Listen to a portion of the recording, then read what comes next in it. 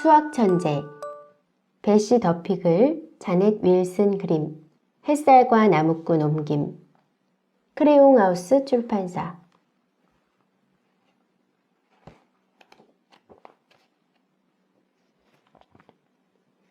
체육시간 문제. 마티는 수학 천재다.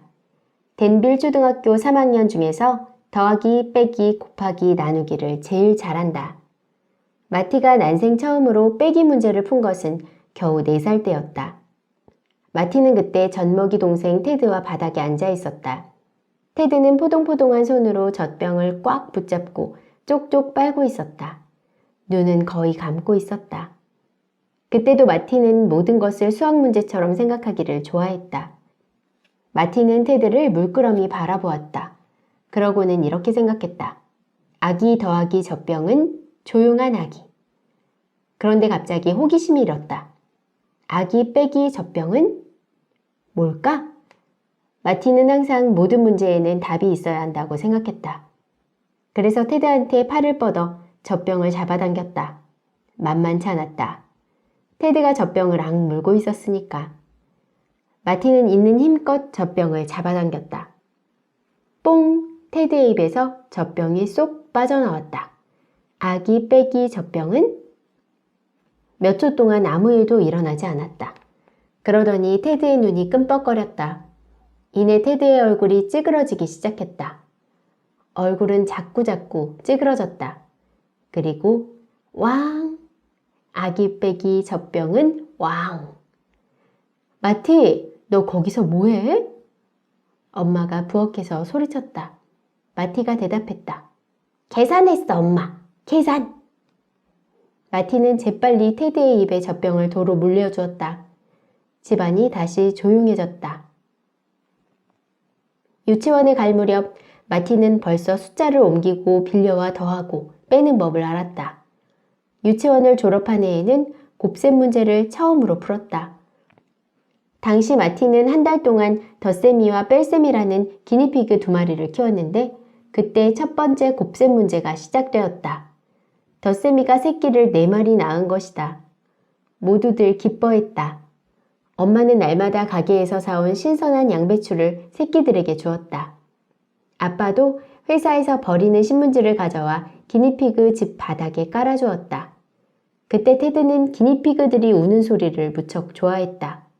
냉장고 문이 열릴 때마다 기니피그들은 밥 먹는 시간인 줄 알고 찍찍 울어댔다.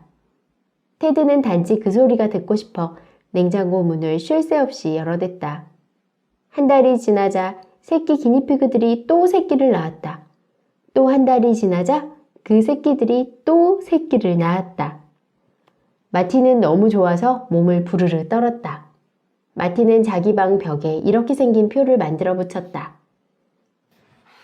그해 여름이 끝날 무렵 마티의 기니피그는 무려 30마리로 불었다. 하지만 다른 식구들은 별로 좋아하지 않았다. 엄마는 양배추를 갖다 대는데 지쳤다. 30마리의 기니피그는 양배추를 무지막지하게 먹어댔다. 아빠도 신문을 가져오는데 지쳤다. 모두가 찍찍찍찍 소리에 질려버렸다. 결국 엄마는 애완동물 가게에 전화를 걸어 기니피그들을 모두 가져가 달라고 했고 그로써 곱셈 문제는 끝이 났다. 뺄셈이만 달랑 집에 남았다. 마티의 엄마는 새로 가족 규칙을 만들었다. 우리 집에서는 반드시 사람의 숫자가 애완동물의 숫자보다 많아야 한다. 엄마는 종이에 이 규칙을 적은 다음 자석으로 냉장고에 딱 붙여놓았다. 마티는 종이 끝에 이렇게 적었다. 사람이 애완동물보다 크다. 마티는 수학 문제라면 아무리 길고 복잡해도 풀 자신이 있었다. 마티는 자기 방 책상 위에 표어를 붙여놓았다. 도화지와 사인펜을 가지고 마티가 직접 만든 표어였다. 거기에는 이런 말이 적혀 있었다. 나 수학 천재는 아무리 어려운 문제도 풀 수 있다. 아무리 복잡한 문제도 풀 수 있다. 하지만 지금 마티한테는 도저히 풀 자신이 없을 만큼 큰 문제가 있다. 마티를 비참하게 하는 문제가. 마티는 그 문제를 체육시간 문제라고 불렀다. 그리고 이렇게 생각했다. 수학 천재 더하기 체육 시간은 비참함. 나를 뽑아줘. 마티는 댄빌 초등학교에 전학 온 지 2주밖에 안 되었다. 바닷가에 있거나 방학 때는 2주가 그다지 길게 느껴지지 않는다. 하지만 새 학교에서 맞는 첫 2주는 끔찍하게 길게 느껴질 수 있다. 적어도 마티한테는 그랬다. 그 2주 동안 마티는 체육 시간 문제의 원인 2가지를 알아냈다. 첫째, 댄빌 초등학교에서는 3학년이면 누구나 체육관에서 까다로운 체육 수업을 받아야 했다. 둘째, 마티는 반에서 체육을 가장 못했다. 수학을 잘한다고 해서 결코 뭐든지 잘할 수 있는 것은 아니다. 수학을 잘한다고 해서 체육을 잘할 수 있는 것도 물론 아니다. 마티는 테드가 들어와 귀찮게 굴지 못하게 방문을 꼭 닫아두고 책상 앞에 앉았다. 테드는 마티의 방으로 살금살금 들어와 연필심을 부러뜨리기를 좋아한다. 테드는 연필을 하나씩 집어서 탁자에 대고 딱딱 찍어 부러뜨렸다. 테드는 연필을 하나씩 집어서 탁자에 대고 딱딱 찍어 부러뜨렸다. 그러고는 좋다고 깨르륵 웃었다. 마티는 그것이 하나도 재미없었다. 마티는 숙제를 하려고 했지만 줄곧 체육시간 문제밖에 생각나지 않았다. 왜 체육이 문제가 되었을까? 마티는 방 안을 둘러보았다. 누구든지 마티의 방을 본다면 마티가 운동을 좋아하지 않는다는 것을 금세 알 수 있을 것이다. 마티의 방에는 축구나 농구대회의 우승 트로피가 하나도 없다. 벽에 야구대회 기념 깃발 하나 걸려있지 않다. 방바닥에 공이나 야구 글러브, 라켓이 굴러다니지도 않는다. 한마디로 마티는 운동을 좋아하지 않는다. 전에 다니던 학교에서는 이런 것이 전혀 문제가 되지 않았다. 그 학교에서는 마티도 체육 시간을 무척 좋아했다. 꼭 운동을 좋아하거나 잘해야만 친구들이랑 시합을 하면서 놀 수 있는 건 아니니까. 그런데 댄빌 초등학교로 전학 오면서 모든 것이 달라졌다. 이 학교에서 체육을 가르치는 선생님은 운동에 대해 남다른 생각을 가지고 있었다. 그 선생님에게 운동은 즐겁게 놀기 위한 것이 아니었다. 진지하게 매달려야 하는 일이었다. 체육 선생님이 하는 말 중에 제일 끔찍한 건 이거다. 편을 갈라라. 수업을 시작할 때마다 선생님은 대장을 2명 뽑았다. 반 아이들의 이름을 순서대로 적어놓고 지난번 대장이었던 아이 바로 다음에 오는 2아이를 그날의 대장으로 뽑는 것이다. 편 가르기를 할 때면 아이들은 체육관 바닥에 그어진 검은 선 위에 한 줄로 섰다. 대장들은 돌아가며 자기가 뽑은 아이의 이름을 불렀다. 첫 번째 대장이 한 아이를 불러내면 다른 편 대장이 또 한 아이를 불러내는 식으로 모두 편을 가른다. 운동을 잘하는 아이들이 가장 먼저 뽑혔다. 그 다음으로는 친구가 많은 아이들이 뽑혔다. 마티는 2주 내내 꼴찌로 뽑혔다. 댄빌 초등학교에서 가장 끔찍한 것은 체육 시간마다 꼴찌로 뽑힌다는 사실이다. 마티는 고개를 숙이고 책상에 엎드렸다. 며칠 전 오전에 있었던 체육 수업이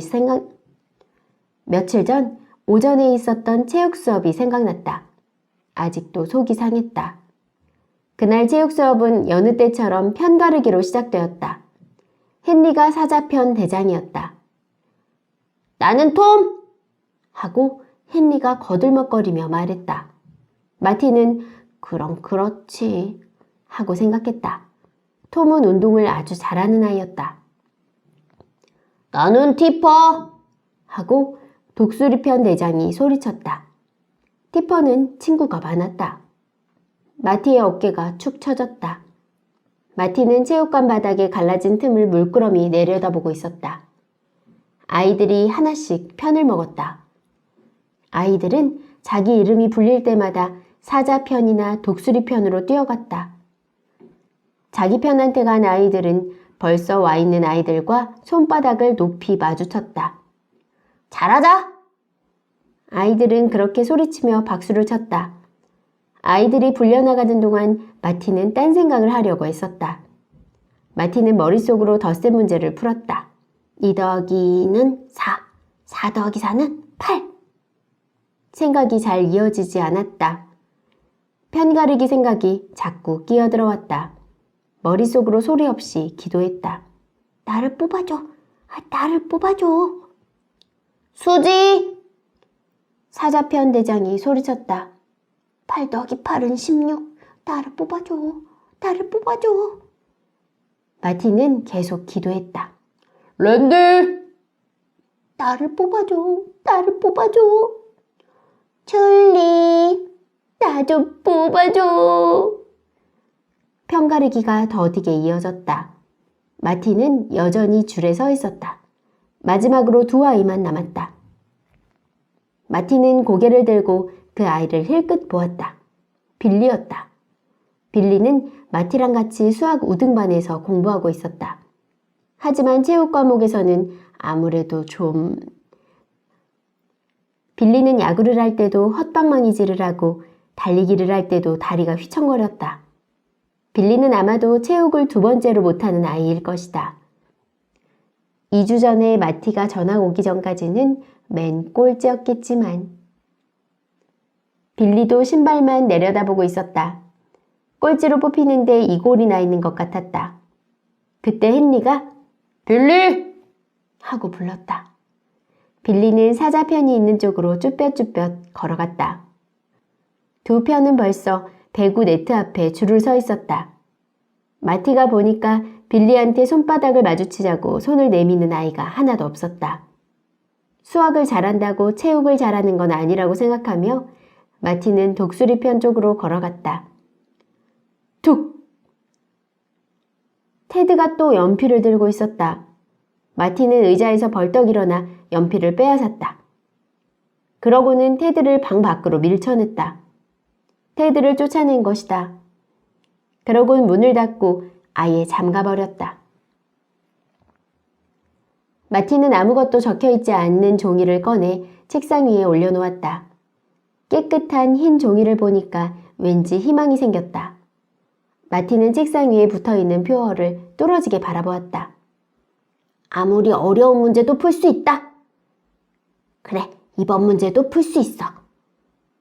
마티는 종이 맨 위에 이렇게 썼다. 체육시간 문제. 그리고 그 밑에 또 이렇게 썼다. 수학 천재 더하기 체육시간은 비참함. 마티는 연필 끝에 달린 지우개를 잘근잘근 씹으며 종이를 빤히 들여다보다 마침내 이렇게 썼다. 체육시간에 빠지는 법. 마티는 체육시간에 빠져야 했다. 하지만 무슨 수로? 마티는 체육이라는 글자에 동그라미를 쳤다. 그리고 밑에다가 이렇게 썼다. 수학 천재 빼기 체육시간은? 마티는 또다시 연필 끝에 달린 지우개를 잘근잘근 씹었다. 갑자기 좋은 수가 생각났다. 체육시간에 빠질 수 있는 멋진 작전이. 마티는 진한 글씨로 큼직하게 썼다. 압박 붕대. 그러고 나서 2주 만에 처음으로 활짝 웃었다. 압박 붕대 작전. 삐리리리 삐리리리. 아침이다. 마티는 침대 속에서 팔을 뻗어 자명종 단추를 눌렀다. 삐리리릭 소리가 멎었다. 마티는 다시 베개를 베고 눈을 감았다. 그러고 나서 이사 오기 전에 자기 방으로 돌아가 있는 상상을 했다. 마티! 전에 다니던 학교에서 단짝이던 지미가 놀자고 부르는 소리가 들리는 것 같았다. 마티! 일어나, 마티! 지미가 아니었다. 엄마였다. 마티는 이불을 뒤집어 썼다. 엄마가 마티의 단꿈을 깨버린 것이다. 마티, 어서 일어나 학교 가야지. 학교. 하마터면 작전을 까먹을 뻔했다. 마티는 베개 밑에 손을 집어넣어 꼬깃꼬깃 접어놓은 쪽지를 찾았다. 그러고는 쪽지를 꺼내들고 일어나 앉았다. 마티는 쪽지를 꽉 쥐었다가 폈다. 마티는 쪽지에 뭐라고 적어놓았는지 똑똑히 기억하고 있었다. 하지만 적어놓은 걸 다시 읽어보니까 용기가 솟았다. 체육시간에 빠지는 법은 압박붕대. 마티는 서둘러 옷을 갈아입었다. 그러고는 침대를 정돈하고 이를 닦고 숙제한 것을 가방에 챙겨 넣었다. 이제 작전 개시다. 마티는 안방으로 달려가 아빠의 양말 서랍을 열었다. 거기에 있었다. 압박붕대가. 예전에 아빠가 등산을 하다가 발목을 삔 적이 있었다. 그때 엄마가 아빠 발에 감아주려고 약국에서 압박붕대를 사온 것이다. 마티는 아빠가 압박붕대를 어떻게 하고 있었는지 떠올렸다. 압박붕대는 길고 누렇고 잘 늘어났다. 아빠는 압박붕대를 발목에 20번쯤 감았다. 그리고 붕대가 풀리지 않도록 클립 2개로 고정시켰다. 그러니까 압박붕대가 다리에 찰싹 달라붙어 있었다. 마티는 가방에 압박붕대 상자를 넣고 방으로 돌아갔다. 준비 완료! 다리에 압박붕대를 감고 있으면 모두들 마티가 다리를 삔 줄 알 것이다. 그러면 마티는 체육을 하러 나가지 않아도 된다. 마티는 그 모습을 상상해 보았다. 마티가 절룩거리며 체육관에 들어간다. 아이들이 들고 있던 공과 라켓을 모두 떨어뜨리고 마티한테로 우르르 달려온다. 마티는 천천히 바지를 말아 올리고 압박붕대를 감은 다리를 보여준다. 하고 아이들이 다 같이 소리친다. 체육선생님이 걱정스러운 얼굴로 허겁지겁 달려온다. 자, 나한테 기대라. 여기 앉아 있어. 오늘은 체육 시간에 빠져도 돼. 별거 아닌데 하고 말하면서 마티는 아이들에게 손을 흔든다. 별거... 마티! 엄마가 부엌에서 다시 소리쳤다. 어서 내려와. 지각하고 싶어? 아니야, 엄마. 지각하기 싫어. 마티는 그렇게 대답하고 아래층으로 뛰어내려갔다. 진심으로 대답한 건 처음이었다. 풍선껌. 마티는 학교에 도착하자마자 남자 화장실로 갔다. 거기에는 아무도 없었다. 아이들은 죄다 허둥지둥 교실로 들어가고 있었다. 곧 수업 시작을 알리는 종이 칠 참이었다. 시간이 별로 없었다. 마티는 상자에서 압박붕대를 꺼내 풀었다. 압박붕대는 생각했던 것보다 훨씬 길었다. 마티는 바지를 걷어올리고 끙끙거리며 다리에 붕대를 감았다. 붕대가 자꾸 꼬였다. 이윽고 붕대를 다 감았다. 압박붕대는 아빠의 발목에 감겨있을 때처럼 매끈하게 달라붙어 있지 않았다. 울퉁불퉁하고 헐거워 보였다. 마티는 클립을 찾으려고 상자 속을 들여다보았다. 상자가 텅 비어 있었다.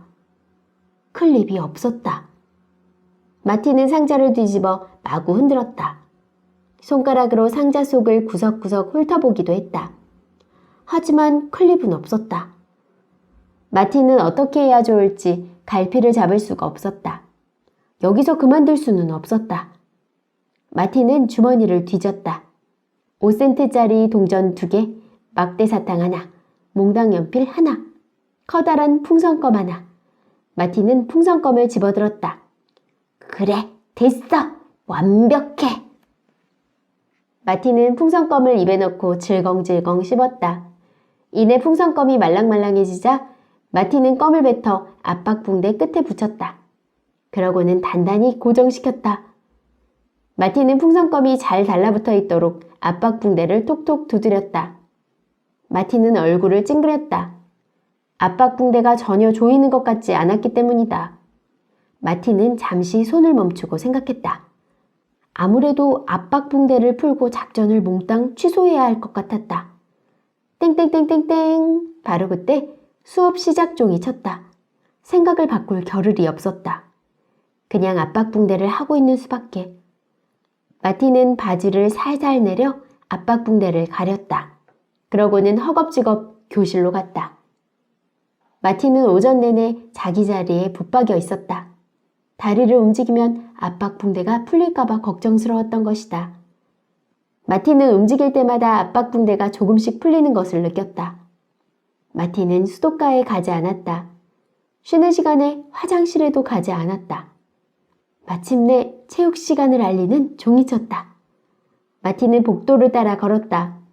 다리를 구부리지 않고 걸으려고 애를 썼다. 절뚝절뚝. 마티는 압박붕대를 단속하려고 줄곧 밑을 보고 걸었다. 압박붕대가 벌써 양말처럼 발목끼까지 흘러내렸다. 조이는 느낌이 전혀 안 들었다. 붕대가 너무 헐거워 감겨있다는 것조차 느낄 수가 없었다. 조금만 더 흘러내리면 체육선생님한테 아무 말도 할 수 없을 것 같았다. 절뚝절뚝. 마티는 복도를 내려다보았다. 체육관에 거의 다 왔다. 바로 저 앞이다.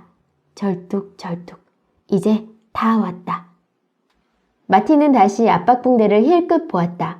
그러다가 우뚝 멈춰서서 다리를 빤히 내려다보았다. 마티는 자기 눈을 믿고 싶지 않았다. 바지 밑으로 누렇고 기다란 꼬리가 튀어나와 마티의 뒤를 줄줄 따라오고 있었다. 그 꼬리 끝에는 어마어마하게 큰 풍선껌이 철썩 달라붙어 있었다. 어떻게 해야 할까? 서서 붕대를 줄까? 아니면 체육관으로 계속 갈 것인가? 체육관으로 계속 가면 누군가 눈치채기 전에 바로잡을 수 있을지 모른다. 마티는 계속 걷기로 했다. 갈 길이 얼마 남지 않았다. 마티는 누가 껌을 밟지 않기만 바랐다. 절뚝절뚝. 마티는 좀 더 빨리 걸었다. 그러다가 얼마가 더 가야 하는지 보려고 앞을 살펴보았다. 헉! 복도 저쪽 끝에서 교장 선생님이 걸어오고 있었다. 교장 선생님은 마티를 똑바로 쳐다보고 있었다. 마티는 애써 태연한 표정을 지으려고 했다. 그리고 최대한 아무렇지도 않게 걸으려고 했었다. 바지 밑으로 누렇고 기다란 꼬리를 줄줄 늘어뜨리고 다니는 아이처럼 보이지 않으려고 기를 쓴 것이다. 교장 선생님은 그런 꼴을 별로 좋아하지 않을 것이다. 마티가 지켜보는 가운데 교장 선생님이 다가왔다. 저벅저벅. 교장 선생님은 아래쪽은 전혀 보지 않고 고개만 까딱하며 마티 앞을 지나갔다. 어휴. 교장 선생님이 압박붕대를 눈치채지 못한 것이다. 마티는 이제 안전하다. 마티는 잠시 걸음을 멈추고 복도 사물함에 기대어 숨을 돌렸다. 마티는 교장 선생님 앞을 무사히 지나왔다. 이제 체육관 문이 바로 앞에 있다. 마티는 멈춰서서 고개를 숙이고 다시 한번 압박붕대를 내려다보았다. 바지 끝에 맨살이 보였다. 마티는 좀 더 가까이 내려다보았다. 으악! 압박붕대가 없다. 마티는 바지를 끌어올리고 다시 한번 살펴보았다. 하지만 맨살만 뽀얗게 드러나 보였다. 압박붕대가 온데간데 없었다. 마티는 속이 울렁거렸다. 누군가 껌을 밟기 전에 얼른 압박붕대를 찾아야 할 것 같았다. 마티는 돌아서서 복도에 압박붕대가 있는지 훑어보았다. 없었다. 도대체 어디로 간 걸까? 그때 복도 끝에서 뭔가가 움직이는 것이 보였다. 바닥에서 꿈틀거리는 누렇고 기다란 물체가.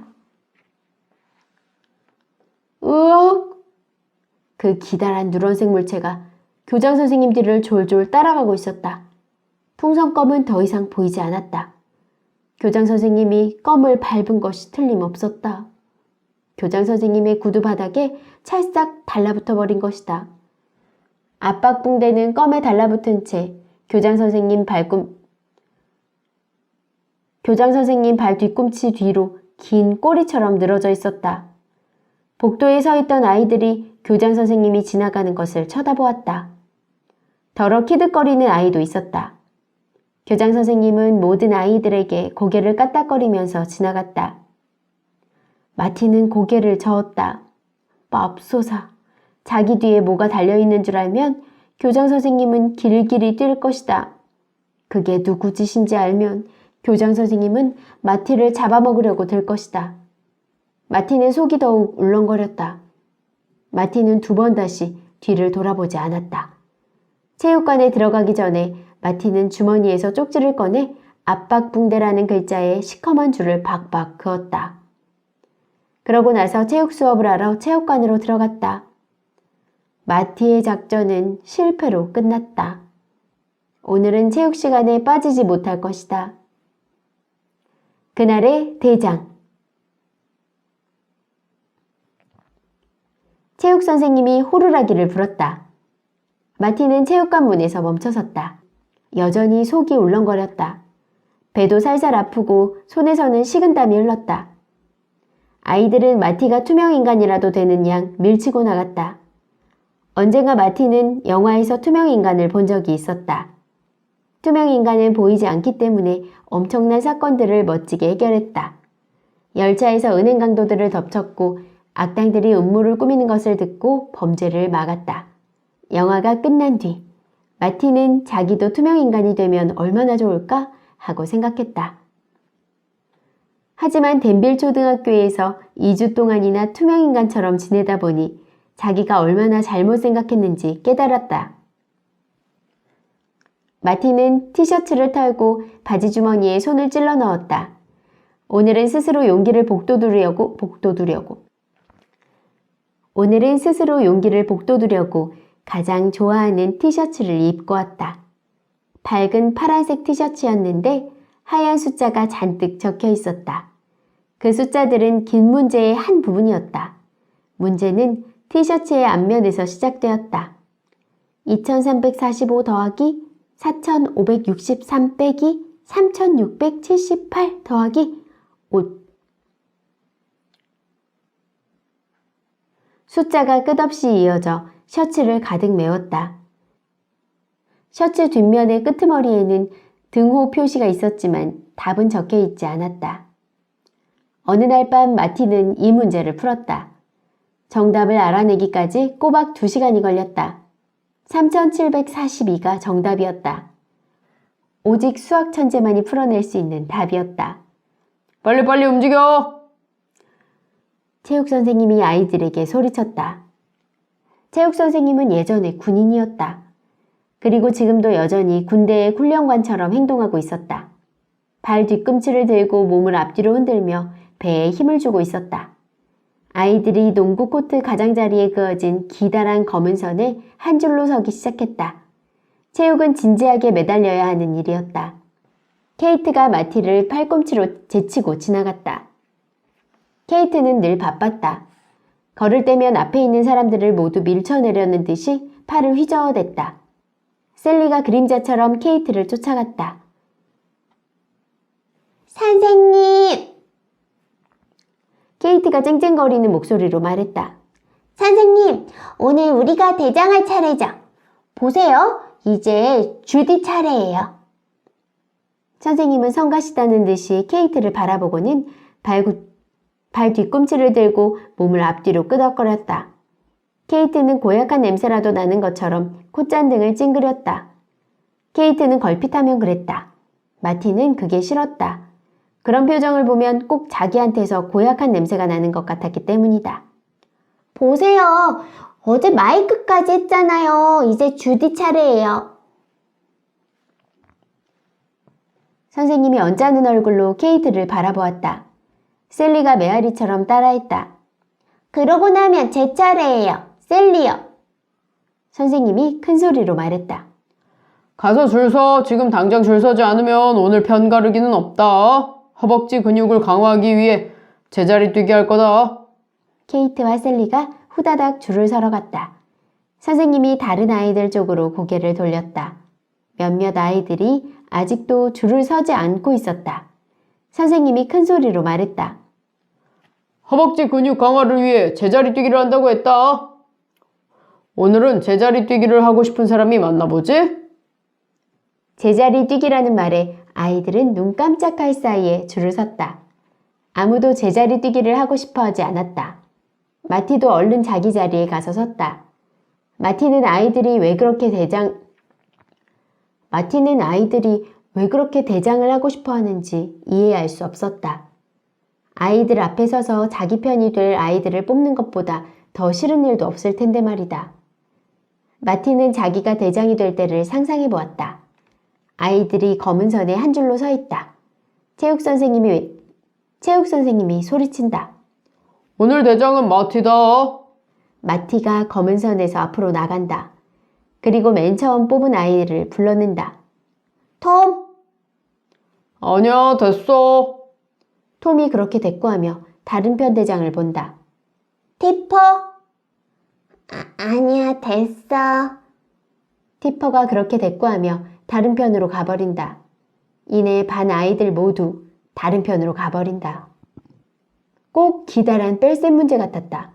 아이들이 하나하나 빠져나가고 결국 마티만 남게 되는 뺄셈 문제. 독수리 편에는 마티 혼자뿐이다. 대장이 되는 건 맨 꼴찌까지 남겨지는 것보다 훨씬 끔찍할 것이다. 셀리 다음은 마티다. 내일은 마티가 대장이 될 차례다. 마티는 내일 결석하기로 했다.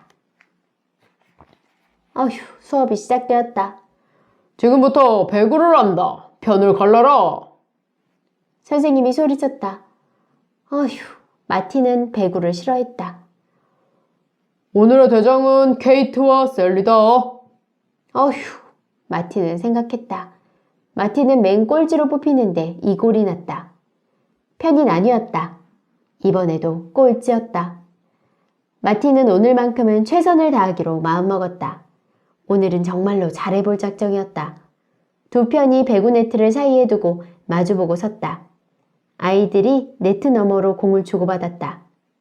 체육 선생님이 호루라기를 불자 시합이 시작되었다. 모두들 사뭇 진지해졌다. 공이 네트를 사이에 두고 오락가락하고 아이들은 기회가 왔을 때 공을 놓치지 않으려고 기를 썼다. 마티는 눈으로 열심히 공을 쫓아다녔다. 공이 오면 꼭 받아넘길 작정이었다. 마침내 공이 네트를 지나 마티한테 왔다. 멋진 기회였다. 그야말로 아이들의 눈길을 끌 수 있는 기회다. 받아, 마티! 누군가 소리쳤다. 아이들이 마티를 응원하고 있었다. 잘해, 마티! 마티는 아이들을 실망시키고 싶지 않았다. 이번에는 꼭 공을 네트 너머로 넘기고 싶었다. 공은 아래로 내려오면서 느려지는 것 같았다. 마티는 손을 번쩍 들어 올렸다. 퉁! 공이 마티의 정수리에 맞았다. 마티는 믿을 수 없다는 듯이 자기 손을 보았다. 어떻게 내 손이 나를 배신할 수 있지? 체육 선생님이 끙 하고 소리냈다. 상대편이 점수를 얻었다. 마티는 얼굴이 화끈 달아올랐다. 마티는 네트에서 멀찍이 떨어진 곳으로 자리를 옮겼다. 더 이상 시합에 관심이 없었다. 희망이 없었다. 마티는 줄곧 바닥만 내려다보며 공이 자기한테 오지 않기만을 빌었다. 얼핏 고개를 들었더니 상대편에서 빌리가 빤히 쳐다보고 있었다. 나를 얼간이라고 생각하는 게 틀림없어. 하고 마티는 생각했다. 마티는 어서 수업이 끝나기만 바랐다. 체육관 벽에 매달린 시계를 쳐다보았다. 15분이 지나야 수학 시간이 돌아온다. 덴빌 초등학교에 단 한 가지 좋은 점이 있다면 바로 훌륭한 수학 선생님이 있다는 것이다. 수학 선생님의 수업은 끝내줬다. 그 시간에는 문제를 풀고 또 풀었다. 마티는 문제를 푸는데 도가 텄다. 체육 시간 문제를 해결할 방법이 없을까? 마티는 갈피를 잡을 수가 없었다. 수학 천재 더하기 체육 시간은 비참함. 마티는 답이 다르게 나오게 할 새로운 방법을 찾아야 했다. 무슨 수를 쓰든 어떻게 해서든 오늘 수학 시간에 체육 시간 문제를 해결해 볼 작정이었다. 하지만 우선은 체육 시간이 끝날 때까지 견뎌야 한다. 남자아이 더하기 수학을 잘한다는 호로록 5분 휴식! 하고 체육 선생님이 소리쳤다. 그 말은 잠깐 물을 마시며 쉬라는 뜻이었다. 몇몇 아이들이 수도가로 달려갔다. 또 몇몇 아이들은 관중석에 앉아 수다를 떨었다. 마티는 아이들과 함께 있지 않았다. 혼자였다. 체육관 맞은편 끝에 톰이 보였다. 톰은 다른 아이들한테 신경 쓰지 않고 무릎으로 배구공을 차올리고 있었다. 한쪽 무릎, 반대쪽 무릎, 정수리, 다시 무릎, 팔꿈치, 그리고 머리로. 우와, 정말 끝내준다. 마티가 운동을 가장 못하는 아이라면 톰은 가장 잘하는 아이였다. 톰은 키가 크고 반에서 유일하게 알통이 있었다. 티셔츠에 소매를 어깨까지 둘둘 말아 올리고 늘 팔을 쭉쭉 뻗었다. 지금은 팔을 머리 위로 쭉 뻗었다가 구부리는 중이었다. 팔을 구부리니까 톰의 진짜 알통이 툭 튀어나왔다. 마티는 자기 팔을 내려다보았다. 하지만 팔을 들어 올려 구부리지는 않았다. 자기 팔에는 알통이 있을 턱이 없으니까. 알통이 있는 남자아이들은 운동을 잘했다. 톰은 배구나 피구 시합을 하려고 편을 가를 때면 언제나 1등으로 뽑혔다. 마티는 그걸 수학 문제처럼 생각해 보았다. 남자아이 더하기 알통은 운동을 잘한다. 그리고 이런 생각을 했다. 남자아이 더하기 운동을 잘한다는 뭘까? 친구들.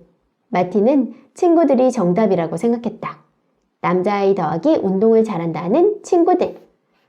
그런데 어째서 다들 운동을 잘하는 걸 그렇게 좋아하는 걸까? 왜 마티가 잘하는 걸 갖고는 멋지다고 생각하지 않을까? 이를테면 수학 같은 거 말이다. 마티는 한숨을 푹 쉬었다. 그리고 그 생각을 문제로 만들었다. 남자아이 더하기 수학을 잘한다는? 마티는 이 문제를 풀 수가 없었다. 답이 친구들일 리는 없었다. 그렇다면 뭘까?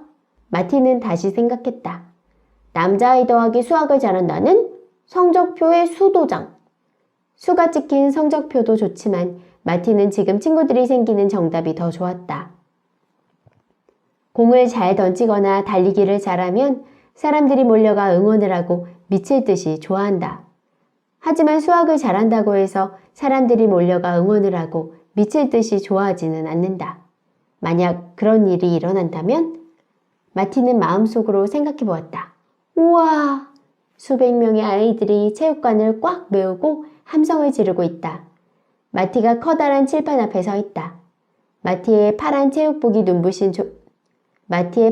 체육복이 눈부신 조명 아래 반짝반짝 빛난다.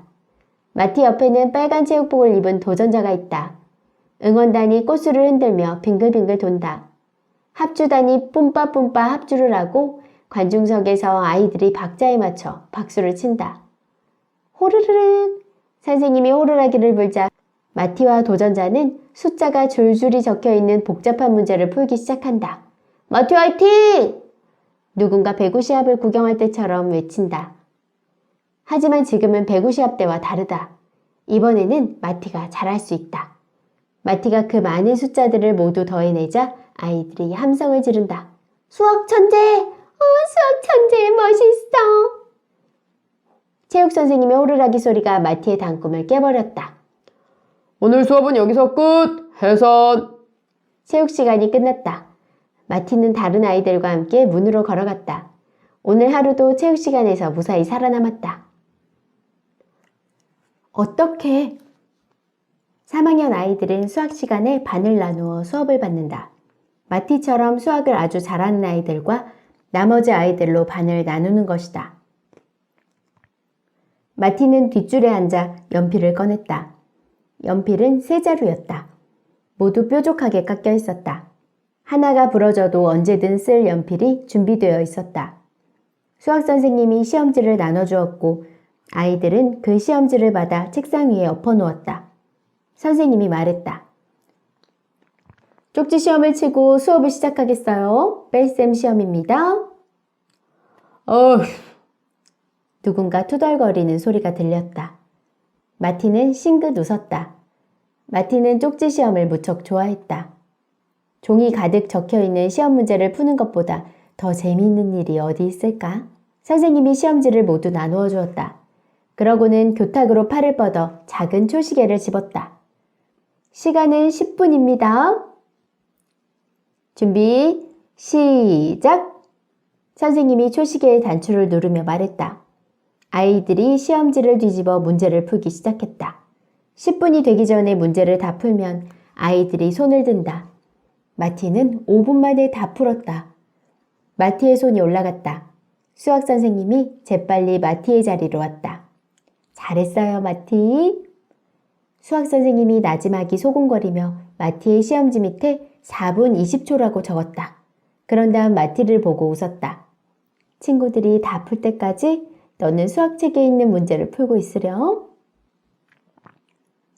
마티는 교실 안을 둘러보았다. 문제를 다 푼 아이가 하나도 없었다. 시험이 끝나려면 5분 더 있어야 했다. 마티는 수학책을 꺼내 펼쳐놓았다. 하지만 문제는 풀지 않았다. 대신 주머니에서 체육시간 문제라고 적힌 종이를 꺼냈다. 마티는 자습하는 것처럼 보이려고 그 종이를 수학책 위에 얹어 놓았다. 마티는 종이에 적힌 문제를 보았다. 수학 천재 더하기 체육 시간은 비참함. 마티는 종이를 들여다보며 잠시 연필 끝에 달린 지우개를 씹었다. 그러고는 이렇게 썼다. 문제를 바꾼다. 지난주 수학 시간에 마티는 문제의 한 부분을 바꾸면 정답도 바뀐다는 것을 배웠다. 체육 시간 문제의 답은 괴로움이었다. 마티는 정말이지 그 답을 바꾸고 싶었다. 하지만 어떻게 문제를 바꿀 수 있을까? 마티는 문제의 첫 번째 부분을 보았다. 수학 천재. 수학 천재는 마티다. 마티는 수학을 잘한다. 배구도 잘해보려고 몹시 애를 썼다. 하지만 도무지 잘할 수가 없었다. 그 사실은 바꿀 수가 없었다. 마티는 수학 천재 아래에 바꿀 수 없음이라고 쓰고 수학 천재까지 줄을 그었다. 마티는 문제의 다음 부분을 들여다보았다. 체육 시간. 마티는 벌써 체육 시간에 빠지려고 해보았다. 3학년은 누구나 체육 수업을 들어야 한다. 마티는 고개를 설레설레 저었다. 바꿀 수 없음 이라는 글자를 쓰고 체육 시간까지 줄을 그었다. 마티는 지우개를 조금 더 씹었다. 마티! 마티는 퍼뜩 정신이 들었다. 방금 선생님이 한 말 들었어요, 마티? 으크, 선생님의 표정이 밝지 않았다. 네. 그럼 그 다음 답이 뭐지? 답이요? 모두들 쪽지 시험의 답을 맞추고 있었다. 마티는 지금 몇 번 문제를 풀고 있는지조차 몰랐다. 마티는 힘없이 시험지만 내려다보았다. 정답을 말해봐요, 마티. 다들 기다리고 있으니까. 기분 좋은 목소리가 아니었다. 수학 선생님이 발로 교실 바닥을 두드렸다. 탁탁. 마티는 고개를 들 수가 없었다. 교실은 쥐죽은 듯이 조용했다. 선생님의 발소리밖에 들리지 않았다. 탁탁. 저요, 선생님! 그때 쨍쨍거리는 소리가 울려 퍼졌다. 케이트였다. 케이트가 손을 번쩍 치켜들고 마구 흔들고 있었다. 저 알아요. 68이에요. 케이트! 선생님이 고개를 돌리며 소리쳤다. 자기 차례에 대답해야지. 죄송해요. 케이트는 조금도 미안하지 않은 목소리로 그렇게 대답했다. 그러더니 마티를 똑바로 쳐다보며 콧잔등을 찡그리며 웃었다. 케이트가 구해줬다. 마티는 케이트가 콧잔등을 찡그리는 모습이 마음에 들기 시작했다. 마티는 수학 선생님에게 들키지 않으려고 재빨리 체육 시간 문제가 적힌 종이를 시험지 밑에 숨겼다. 그러고는 시험지를 들여다보며 정답이 68인 문제를 찾았다. 아이들이 어디까지 풀었는지 알 수 있었다. 마티는 선생님이 한 번 더 물어봐 주었으면 했다. 그래서 손을 들었지만 선생님은 다시 기회를 주지 않았다. 톰, 마지막 문제의 답을 말해보세요. 한동안 아무 소리도 나지 않았다. 마침내 톰이 말했다. 234요? 정답은 334예요. 수학 선생님이 말했다. 누군가 키득키득 웃었다. 톰은 시험지를 내려다보며 얼굴이 벌개졌다. 톰은 마티가 체육 시간에 배구공을 놓쳤을 때만큼이나 창피해하는 것 같았다. 수학 선생님이 시험지를 걷기 시작했다. 종이 칠 때까지 수학책에 있는 문제를 푸세요. 칠판에 적어놓은 쪽까지 푸는 거예요. 선생님은 그렇게 말하고 아이들의 책상 앞을 지나가며 쪽지 시험지를 걷었다. 선생님이 마티의 책상 앞에 와서 시험지를 집어들었다. 하지만 이번에는 웃지 않았다. 마티는 쪽지 시험지가 있던 곳을 내려다보았다. 아까 쪽지 시험지 밑에 두었던 체육 시간 문제가 사라져버렸다. 어떡해. 수학 선생님이 체육 시간 문제까지 갖고 가버린 것이다. 마티에게 온 쪽지. 마티는 수학책에 있는 문제를 몇 개 풀었다. 문제 풀기에 마음을 쏟으려고 했지만 그럴 수가 없었다. 마티는 교실을 둘러보았다. 빌리가 또다시 마티를 빤히 쳐다보고 있었다. 왜 그러는 걸까? 마티는 바지 지퍼가 제대로 잠겨 있는지 내려다보았다. 그러고는 손에 침을 묻혀 삐죽 솟아있는 머리카락을 잡아내렸다. 그래도 빌리는 빤히 쳐다보았다. 쟤는 내가 진짜 얼간인 줄 아나 봐. 하고 마티는 생각했다. 마티는 고개를 들고 선생님이 수학시험지를 채점하는 모습을 바라보았다. 마티의 시험지가 나오면 수학 선생님은 마티의 체육시간 문제에 대해 모두 알게 될 것이 분명하다. 그보다 더 끔찍한 것은 압박붕대에 대해서도 알게 되리란 사실이었다. 지금쯤 교장 선생님도 구두에 압박붕대가 붙어있는 것을 알았을 것이다. 누가 그런 장난을 쳤는지 찾고 있을 것이다. 아마도 마티를 찾고 있으리라. 수학 선생님은 어쩌면 마티를 교장실로 보낼지도 모른다. 마티는 몇 문제를 더 풀어보려고 애를 썼다. 그러다가 책상에 엎드려 눈을 감았다. 야, 야! 교실 저쪽에서 누군가 나지막이 말했다. 고개를 들어보니 쪽지가 돌고 있었다.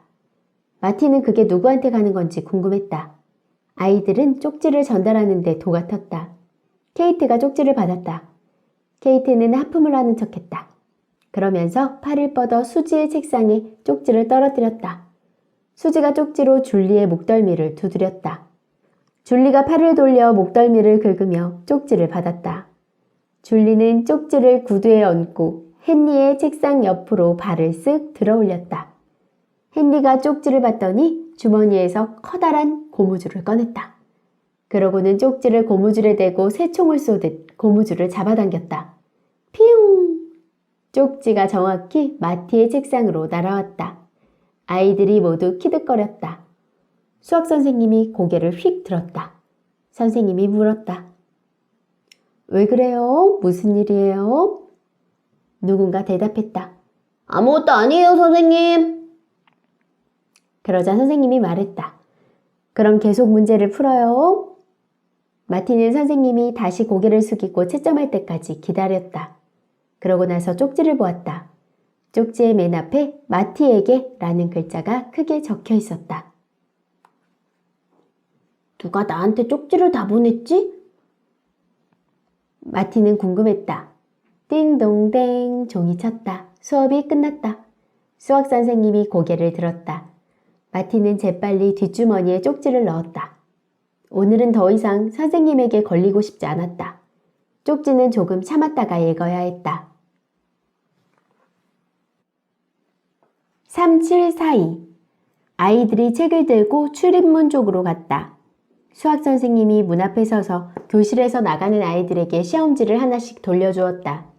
마티는 자리에 앉아 있었다. 어떻게 하는 것이 좋을까? 아이들이 모두 나갈 때까지 기다렸다가 나가서 시험지를 받는 것이 좋을까? 아니면 아이들 틈에 끼어 시험지를 받는 것이 좋을까? 마티는 아이들이 차례차례 시험지를 받아가는 모습을 바라보았다. 몇몇 아이들은 점수를 보고 끙 소리를 냈다. 빌리도 시험지를 받았다. 빌리는 시험지를 받고 생글생글 웃었다. 그러고는 교실에서 나가더니 누구를 기다리는 것처럼 뒤를 돌아다 보았다. 마티는 한숨을 폭 쉬었다. 빌리가 자기를 기다리는 것이었으면 싶었지만 그럴 리가 없다는 것을 알고 있었다. 빌리는 자기를 얼간이라고 생각하고 있을 것이다. 마티는 아이들이 모두 교실에서 나갈 때까지 기다리기로 했다. 그래서 마지막 아이가 교실에서 나갈 때까지 책상에 엎드려 있었다. 이내 고개를 들어보니 빌리는 가고 없었다. 마티는 일어나서 천천히 문 쪽으로 갔다. 수학 선생님이 아무 말 없이 마티에게 시험지를 건네주었다. 느낌의 종이가 한 장 이상인 것 같았다. 아니, 2장 이상인 것 같았다. 꼭 3장처럼 느껴지기도 했다. 마티는 넋이 나간 아이처럼 교실에서 빠져나와 터벅터벅 집으로 돌아갔다. 마티는 그 종이들을 보기가 두려웠다. 마티는 시험지를 꼭 쥐고 걸어갔다. 그 바람에 시험지가 조금 구겨졌다. 그 종이들 중 하나는 틀림없이 엄마 아빠한테 보내는 편지일 것 같았다. 마티는 편지에 뭐라고 쓰여 있을지 상상해 보았다. 마티 부모님께 아드님이 오늘 말썽을 좀 부렸답니다. 글쎄 커다란 풍선껌으로 교장 선생님 구두에 압박붕대를 붙였지 뭐예요. 그건 사실이었다. 마티는 고개를 떨구고 길바닥을 내려다보았다. 길바닥이 뿌옇게 흐려졌다. 마티의 엄마 아빠는 그 편지에 서명을 하고 다시 돌려보내야 할 것이다. 엄마 아빠가 얼마나 속상해할까? 여느 때 같으면 마티는 학교에서 돌아오자마자 부엌으로 들어가 먹을 것을 찾았을 것이다. 하지만 오늘은 배가 하나도 안 고팠다. 그래서 곧장 계단을 올라가 자기 방으로 들어갔다. 마티는 책상 위에 종이들을 내려놓고 손으로 반듯하게 폈다. 그런 다음 의자에 앉았다. 마티는 숨을 깊게 들이쉬고 맨 위에 종이를 보았다. 그건 수학 시험지였다. 시험지 위에 100점이라고 쓰여 있었다. 수학 선생님이 아주 화가 난 건 아닌가 봐. 그러니까 100점을 주셨지. 그렇게 생각하니까 마음이 조금 놓였다. 마티는 시험지를 옆으로 밀치고 다음 종이를 보았다. 체육 시간 문제였는데 뭔가 더 적혀 있었다. 수학 선생님이 이걸 시험지하고 같이 검사하신 것이다. 선생님이 문제 밑에 빨간색 볼펜으로 문제의 답을 바꾸는 방법은 또 한 가지 있단다. 그 문제에 새로운 걸 더하는 거야. 라고 적어 놓았다. 그러고 나서 선생님은 또 이렇게 적어 놓았다. 수학 천재 더하기 체육 시간 더하기 친구는 친구? 친구가 있으면 체육 시간이 한결 좋아질 것이다. 친구를 사귀는 일이 말처럼 쉽다면 얼마나 좋을까? 하지만 그건 그렇게 쉽지가 않다. 마티는 그 종이를 구겨서 휴지통에 버렸다. 체육 시간 문제로 속을 끓이는 것은 학교에서 겪은 일만으로도 충분했다. 나머지 한 장의 종이는 수학 선생님이 보낸 편지였다. 그건 마티의 엄마 아빠에게 보내는 편지가 아니었다. 파란색 종이에 커다란 글자가 찍혀있는 편지였다. 마티는 편지를 읽었다. 그러고 나서 활짝 웃었다. 수학반 소풍. 수요일 수업이 끝난 뒤에 뒷동산으로 소풍을 갑니다. 수학반 친구들과 수학을 좋아하는 사람들은 모두 모이세요. 올 때는 종이와 연필을 꼭 가져오세요. 수학 선생님이 종이 아래쪽에 빨간색 펜으로 이렇게 적어 놓았다. 수학 천재가 친구를 사귀기에 더없이 좋은 곳이지. 마티는 책상 앞에 앉아 수학반 소풍에 대해 생각했다. 아이들이 많이 올 것이다. 마티처럼 수학을 좋아하는 아이들이. 마티는 수학반 소풍에 따라가기로 마음먹었다. 그러자 갑자기 배가 고팠다. 마티는 아래층으로 내려가 부엌에서 먹을 것을 찾았다. 그때 문득 쪽지 생각이 났다. 마티는 주머니에서 쪽지를 꺼내 얼른 쪽지를 펼쳐보았다. 그건 마티가 지금껏 본 편지 중에서 가장 짧은 편지였다. 글자는 하나도 없고 숫자만 달랑 쓰여 있었다. 3742. 마티는 쪽지를 멍하니 들여다보았다. 그러다 문득 생각이 떠올랐다. 티셔츠! 3742는 마티의 티셔츠에 나와 있는 문제의 정답이었다. 마티는 종이를 뒤집어 보았다. 뒷면에 빌리가 라는 글자가 쓰여 있었다. 빌리! 그래서 빌리가 하루 종일 마티를 빤히 쳐다본 거였다. 마티의 티셔츠에 적힌 문제를 보고 있었던 것이다. 어쩌면 빌리는 마티를 얼간이라고 생각하지 않을지도 모른다. 어쩌면 빌리는 수학 수업이 끝난 뒤에 복도에서 마티를 기다리고 있었을지도 모른다. 마티는 빌리가 수학반 소풍에 올지 궁금했다. 마티는 다시 활짝 웃었다. 남자아이 더하기 수학을 잘한다는 친구들. 어쩌면 이 답이 맞을지도 모른다. 이튿날 마티는 학교까지 줄곧 뛰어갔다. 오늘은 체육시간 문제를 해결할 작정이었다. 마티는 복도를 따라 허겁지겁 교실로 걸어갔다. 그런데 앞쪽에 교장실 문이 보였다. 마티는 조금 천천히 걸었다. 갑자기 압박붕대 생각이 났다. 교장 선생님이 압박붕대를 구두에 달고 복도를 걸어가던 장면이 떠올랐다. 어제 머릿속으로 상상하던 부모님께 보내는 편지도 생각났다. 아드님이 오늘 말썽을 좀 부렸답니다. 들켰을까? 교장 선생님이 마티를 찾고 있을까? 압박붕대는 어떻게 되었을까? 마티는 교장실 앞에 이르자 뒤꿈치를 들고 살금살금 걸었다. 오늘은 교장 선생님과 부딪히고 싶지 않았다. 벌컥 교장실 문이 열렸다. 교장 선생님. 마티는 그 자리에 얼어붙었다. 안녕, 마티. 교장 선생님이 말했다. 그러고는 고개만 까딱하면서 성큼성큼 마티 앞을 지나갔다. 교장 선생님은 조금도 화를 내지 않았다. 아무것도 모르는 게 분명했다. 교장실 문이 닫히기 전에 복도로 손 하나가 쏙 나오더니 아침 쓰레기 수거 때 가져가라고 쓰레기통을 내놓았다. 마티는 쓰레기통 속에 있는 쓰레기 더미를 내려다보고 생긋 웃었다. 맨 위에 길고 누렇고 잘 늘어나는 뭔가가 있었다. 압박붕대였다. 증거물을 버린 걸 보면 교장 선생님이 마티를 찾을 리 없다. 마티는 압박붕대를 주워가려다가 마음을 바꾸었다. 압박붕대에게 마지막 인사만 하고 교실로 갔다. 마티한테는 이제 압박붕대가 필요 없다. 수업이 시작되었다. 아침 내내 마티는 시계를 보았다. 체육 시간을 알리는 종이쳤다. 덴빌 초등학교에 전학 온 뒤 처음으로 체육 시간 종이쳐도 마티는 속이 울렁거리지 않았다. 체육 수업을 받으러 가는 것이 아무렇지도 않았다. 마티는 체육관으로 달려갔다. 호르르. 오늘은 체육 선생님의 호루라기 소리를 들어도 전혀 괴롭지 않았다. 체육 선생님이 말했다. 지금부터 피구를 하겠다. 편을 갈라라. 오늘은 편을 갈라라는 말을 들어도 전혀 괴롭지 않았다. 오늘 대장은 샘과 마티다. 마티는 대장이 되는 것조차 괴롭지 않았다. 마티는 자기 편을 뽑으려고 검은 선에서 후다닥 달려나갔다. 오늘은 투명 인간이 된 것 같지 않았다. 마티는 줄을 서 있는 반 아이들을 찬찬히 훑어보았다. 케이트, 톰, 빌리, 셀리, 그리고 다른 아이들 모두를. 처음으로 마티의 눈에 아이들이 한 무리가 아니라 저마다 다른 사람으로 보였다. 어떤 아이들은 체육을 잘하고 어떤 아이들은 음악과 미술을 잘했다. 또 어떤 아이들은 수학을 잘하고 어떤 아이들은 글짓기를 잘했다. 모두가 다 달랐다. 모두 마티처럼 어떤 건 썩 잘하지만 어떤 건 아주 못하는 아이들이었다. 오늘에야 마티는 자기가 수학을 잘한다는 것이 기뻤다. 수학을 하면 마티는 행복했다. 그러니 체육을 못한들 무슨 상관인가? 누구나 모든 것을 다 잘할 수는 없다. 마티는 똑바로 서서 사자편의 첫 번째 선수를 불러낼 준비를 했다. 톰과 티퍼가 자기 이름을 부르면 나오려고 몸을 앞으로 쏙 내밀었다.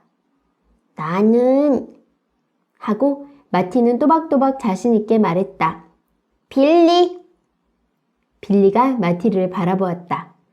놀라서 입을 쩍 벌렸다. 빌리는 체육 시간에 한 번도 1등으로 불린 적이 없었다. 빌리가 입이 찢어져라 웃으며 검은 선에서 달려나왔다. 짝! 빌리와 마티가 손바닥을 마주쳤다. 그러고는 함께 고함을 질렀다. 화이팅! 수학 천재 더하기 체육 시간 더하기 친구는 화이팅!